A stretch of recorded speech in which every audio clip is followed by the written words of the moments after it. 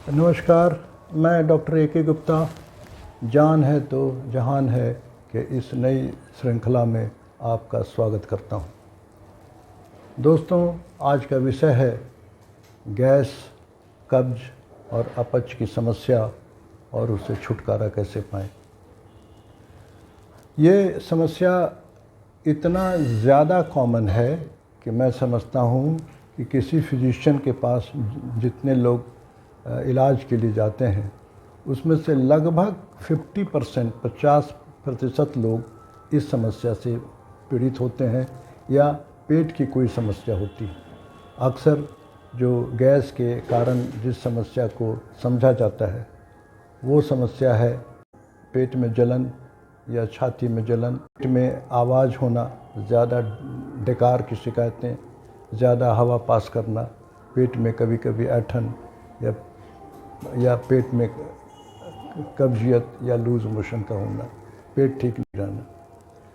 अक्सर इन्हीं लोग समस्या को गैस की समस्या मानते हैं और सबसे बड़ी आश्चर्य यह है कि उसमें ज़्यादातर लोग कोई न कोई दवा का सेवन अपने आप खुद दवा के दुकानदारों से पूछ के या किसी से पूछ के गैस की दवा का सेवन करते हैं। वो दवा अक्सर होती है रेबीप्रोजोल या पेंटोप्रोजोल, जो कुछ लोग लंबे समय तक गैस की दवा को कंट्रोल करने को मानकर खाते हैं। मित्रों, इस वीडियो के माध्यम से मैं आपको संदेश देने की कोशिश करूंगा कि गैस को कोई रोग समझ करके झट से दवा का इस्तेमाल ना करें, क्योंकि दवा जो गैस की दवा जो मार्केट में उपलब्ध है, पेंटोप्रोजोल, जो एसिड को सप्रेस करती है, इसको अगर लंबे समय तक इस्तेमाल किया जाए तो हमें अन्य बीमारियां भी हो सकती हैं। और कुछ शोध ने यहाँ तक इशारा किया है कि इससे किडनी की भी शिकायत हो सकती है। और दूसरी चीज़, मैं अपनी बात आरंभ करने के पहले आपको आगाह करना चाहता हूँ कि जब भी किसी व्यक्ति को छाती में या पेट में अचानक बहुत तेज ये अपना जलन हो तो हमेशा ये मान के चलना कि ये गैस के कारण है, हमारी भूल है। गैस की समस्या अगर लंबे समय से है, 2 महीने 4 महीने से कभी कभार होती है, तो संभावना है कि गैस के कारण या पेट की अन्य बीमारियों के कारण हो सकती है। लेकिन अगर वो किसी को अचानक रात में या बेवक्त पेट में शुरू होता है जलन और उससे वो परेशान होता है, तो इसको गैस की समस्या मानने की भूल ना करें। ऐसे लोगों को डॉक्टर से ज़रूर दिखलाना चाहिए और एक ईसीजी उसका ज़रूर होना चाहिए। ज़्यादातर लोगों में इसे हार्ट की समस्या माना गया है और हार्ट अटैक का एक ये भी लक्षण है अचानक छाती में जलन। तो हाँ, इस बात को भूले नहीं, याद रखें। अचानक जब भी किसी को अगर बेचैनी वाली जलन छाती में होने लगे तो उसकी डॉक्टरी जांच होनी चाहिए, ईसीजी ज़रूर होना चाहिए और ये इत्मीनान पहले कर लें कि हार्ट की समस्या नहीं है, तब कोई गैस की दवा वगैरह अन्य दवा खानी चाहिए। आज की इस वीडियो का मेरा थीम है टेस्टी फूड से हेल्दी फूड की ओर, निष्क्रिय जीवन शैली से सक्रिय जीवन शैली की ओर, और फूड को फ्यूल की तरह इस्तेमाल करें।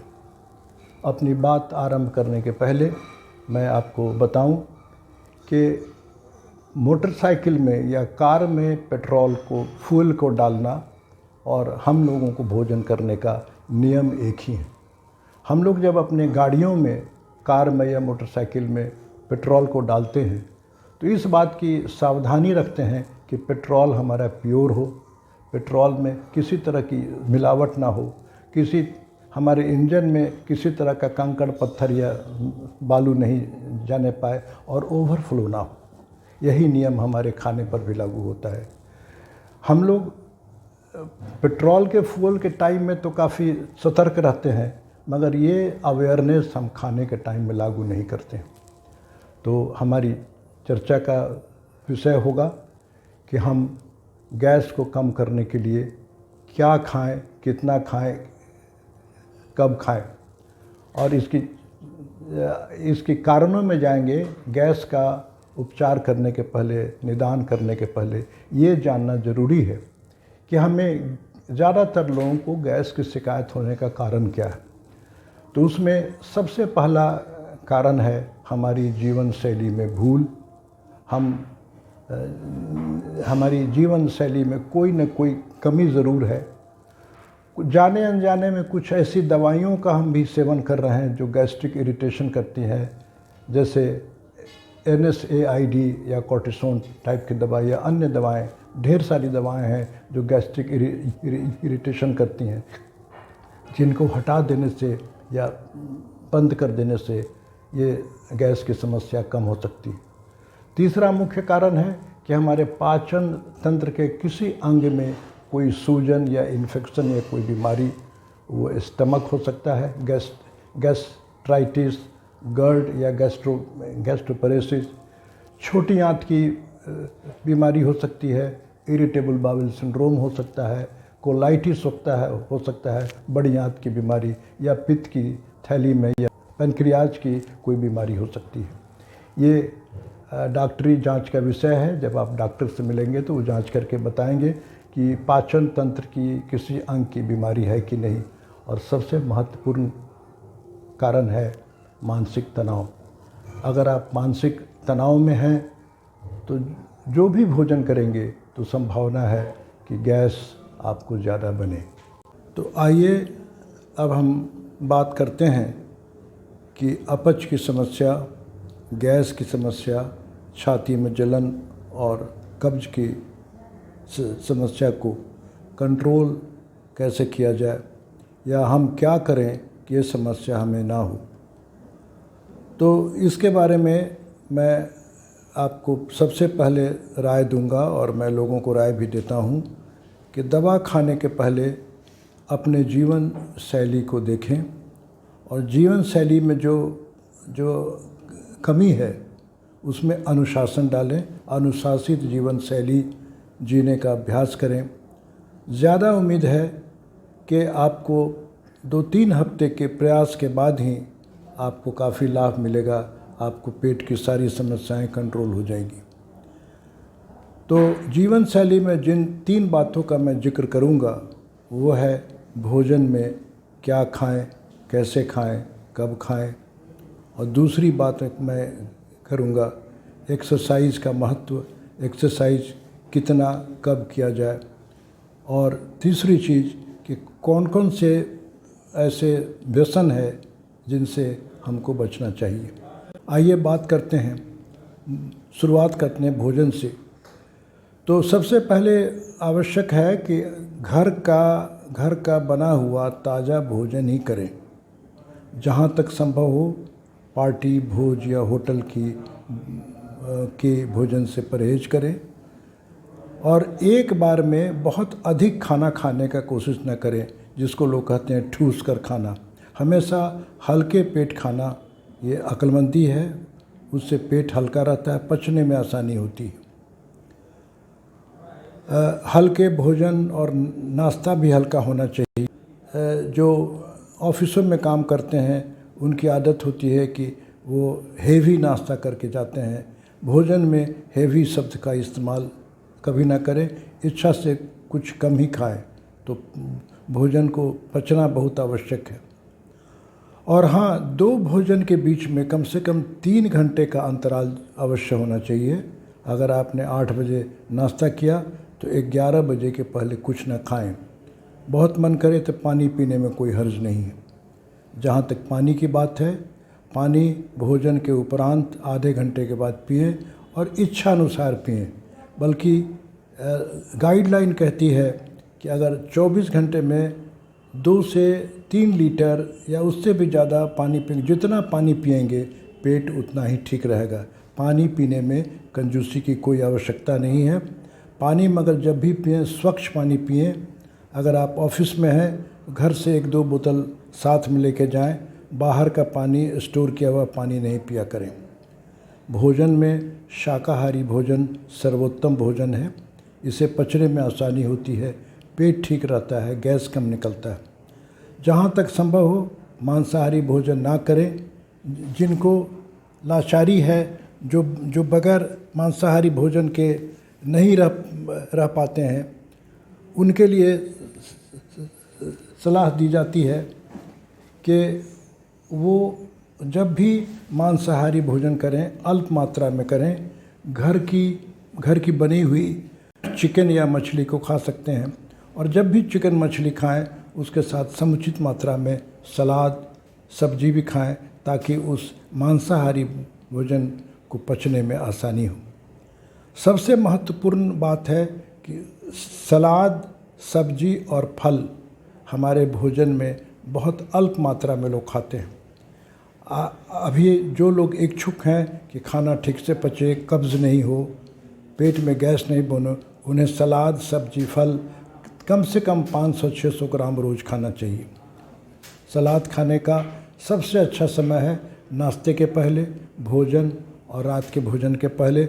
इच्छानुसार 200-250 ग्राम तक आप खीरा, टमाटर, स्प्राउटेड मूंग, स्प्राउटेड चना, गाजर, मूली भी खा सकते हैं। सब्जी में हरी सब्जी आप भर पेट इच्छानुसार खा सकते हैं। हरी सब्जी की भरमार रहती है। ऐसी सब्जी जो तेल में छानी जाती है, जिसको भुजिया सब्जी खाते हैं, उसको ना खाएं या कम से कम खाएं। फल 2-3-4 तरह के फल रोज़ खाएं। फल खाने का सर्वोत्तम समय है नाश्ते के पहले, लगभग 7 बजे, 11 बजे दिन में और 4 बजे शाम में, 2 भोजन के बीच में खाया करें। और सबसे एक ज़रूरी बात है कि ज़्यादातर लोग आजकल के दौर में बहुत स्पीड में खाना खाते हैं, बहुत तेज़ी में खाना खाते हैं। जल्दी जल्दी नहीं खा करके आप भोजन को धीरे धीरे इत्मीनान से खाएं।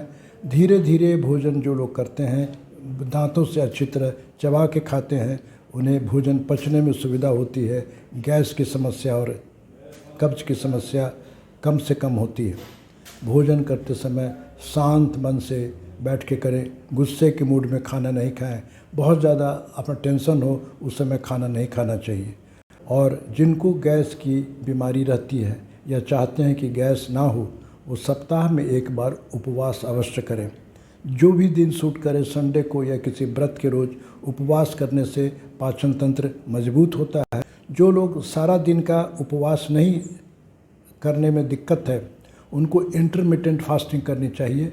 इंटरमिटेंट का फास्टिंग का मतलब 16 घंटे उपवास रोज़ करें। शाम का खाना अगर वो 6 बजे शाम में खा लेते हैं और अगले दिन 8-9 बजे सुबह या 10 बजे दिन में खाना खाते हैं और 16 घंटे का उपवास अगर प्रतिदिन करते हैं, तो ये भी उपवास के ही बराबर असरदार है। अब आइए बात करते हैं कि भोजन में क्या ना करें। उसमें सबसे ज़रूरी बात है कि भोजन में अधिक मिर्च, मसाला, चीनी और नमक नहीं होने चाहिए। जहाँ तक संभव हो कम मिर्च मसाला, कम मीठा और हल्का नमक डाल के भोजन करें। ज़्यादा चीनी नमक खाने से पाचन भी कमज़ोर होता है, इसका असर हार्ट पर उल्टा पड़ता है। जंक फूड, फास्ट फूड और स्ट्रीट फूड। जंक फूड जो आप जानते हैं, जैसे मैगी, बर्गर, पिज़्ज़ा, पानी पूरी, चिप्स वगैरह जो आजकल बहुत पॉपुलर हैं, ख़ास तौर से बच्चों में, इस तरह के खाने, इसमें जंक फूड में फ़ैट की मात्रा बहुत अधिक होती है, शक्कर की मात्रा बहुत ज़्यादा होती है, नमक की मात्रा बहुत जाती है। ये और वो ज़्यादातर मैदे का बना होता है। ये चारों चीज़ हमारे स्वास्थ्य के लिए, हमारे पेट के लिए, हमारे हार्ट के लिए हानिकारक है। जहाँ तक संभव हो जंक फूड से बचें। जंक फूड को ज़्यादातर इस्तेमाल पार्टियों में स्टार्टर के रूप में किया जाता है। अगर आप भोज में जाएं, पार्टी में जाएं, तो स्टार्टर वाले आइटम से बचें। जो रूटीन खाना आपकी रुचि का है, चावल, रोटी, दाल वगैरह से काम चलाएं। जो भोजन बहुत ठंडे, जो फ्रिज में भोजन या पेय रखा जाता है, जैसे कोल्ड ड्रिंक्स, आइसक्रीम या कोई मिठाई जो फ्रिज में रखी हुई है, जिसका टेम्परेचर बहुत ही ठंडा है, उसको ना खाएं। क्योंकि जो पाचन तंत्र को एक टेम्परेचर चाहिए, थोड़ी उष्ण, थोड़ी सी गर्मी चाहिए, जो हमारी पेट एक हांडी है जो खाना पकाती है, उसमें अगर अचानक आप ठंडी चीज़ डाल देंगे तो ये उसको नुकसान पहुंचाएगा और पाचन की क्रिया शिथिल भी हो सकती है। फ्रिज से निकालने के बाद जब वो नॉर्मल टेम्परेचर हो जाए तो उसका इस्तेमाल चाहें तो आप करें। होटल की बनी हुई चीज़ से बचें। ज़्यादातर वो लोग फैट, चीज़, नमक, चीनी का काफ़ी इस्तेमाल करते हैं और अक्सर उससे गैस बनने की संभावना रहती है। अगर आपको पार्टी और भोज में जाने का मौका मिलता है, कुछ उसमें भोजन में अंकुश लगाएं। पार्टी में वहाँ के सलाद को नहीं खाएं, उसमें गंदगी होने का, इन्फेक्शन का डर है। वहाँ की मांस मछली को नहीं खाएं और वहाँ के पानी को नहीं पिएं। 3 आइटम अगर किसी पार्टी भोज में से आप नहीं खाते हैं तो संभावना है कि पेट आपका ख़राब नहीं होगा, पेट में गैस नहीं बनेगी। और जहाँ तक व्यसन की बात है, बहुत ज़्यादा चाय कॉफ़ी पीना पेट के लिए नुकसानदेह है। अचार पापड़ से बचना चाहिए। अचार में नमक, तेल की मात्रा बहुत रहती है जो पाचन तंत्र को कमज़ोर करती है। अल्कोहल से बचें, या अल्कोहल के बहुत ज़्यादा प्रेमी हैं तो कभी कभार अल्प मात्रा में लिया करें। ज़्यादा अल्कोहल पीने से लीवर और हमारा आंत कमज़ोर होता है। और भोजन के अंत में जहाँ तक संभव हो मीठी चीज़ खाने से बचें। और इतनी बात अभी तक मैंने आपको भोजन के बारे में बताया, कब खाएं और कैसे खाएं, और इसके बारे में मैं एक रूटीन आपको बताऊंगा। एग्ज़ाम्पल के तौर पर जीवन शैली में सारांश में मैं ये कहना चाहता हूँ कि जीवन शैली को अनुशासित करें। आपकी सुबह रोज़ दिन एक एक्सरसाइज से शुरू होनी चाहिए। आधे घंटे टहलें या आधे घंटा योग करें, या जो भी आपको एक्सरसाइज में रुचि, या जिम जाते हैं तो जिम करें। आधे घंटे के एक्सरसाइज करने से पाचन तंत्र आपका मजबूत रहेगा, खाना पचने में आसानी होगी, हार्ट के लिए भी अच्छा व्यायाम है। खाने का समय और नाश्ते के समय निश्चित कीजिए। अगर आप रोज़ 8 बजे नाश्ता करते हैं तो प्रतिदिन 8 बजे नाश्ता करें, टाइम में हेर फेर ना करें। 8 बजे नाश्ता, 1-2 के बीच में खाना, और 6 से 7:30 के बीच में रात का भोजन। समय पर भोजन करें। फ्रेश जो सामान टटका टटकी अपना बने हुए हैं सो है। भोजन के बारे में कहा जाता है कि भोजन बनने के बाद लगभग 45 मिनट के बाद भोजन बासी हो जाता है, तो इसीलिए ताज़ा भोजन खाने का अभ्यास करें। हर भोजन को कम स्पीड में खाएं।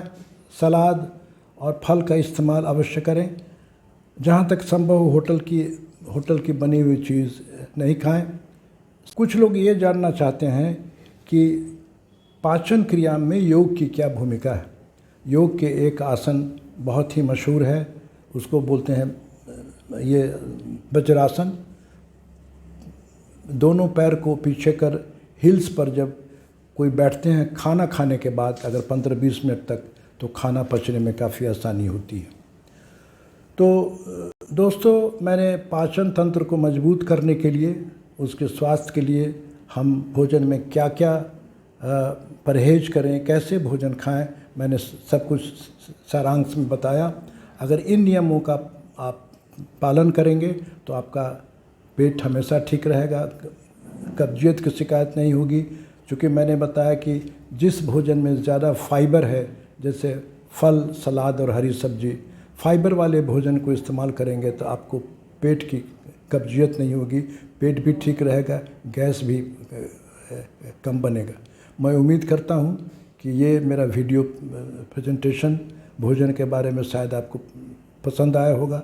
लेकिन इतनी डिसिप्लिन फॉलो करने के बाद भी अगर 2-3 हफ्ते के बाद भी आपको लगे कि आपको गैस में कोई आराम नहीं मिल रहा है, पेट में दर्द की कमी नहीं हो रही है और धीरे धीरे आपका वज़न घटता जा रहा है, भूख की कमी है या उल्टियाँ आ रही है या पैखाने में खून की मात्रा है, तो अपने डॉक्टर से अवश्य मिलें। डॉक्टर कुछ आपको जांच कराएंगे, एंडोस्कोपी, अल्ट्रासाउंड और खून पेशाब की जांच। हो सकता है कि पेट के किसी अंग में कोई गड़बड़ी पड़े और आपको जीवन शैली के अलावा दवाइयों का भी सेवन करना पड़े।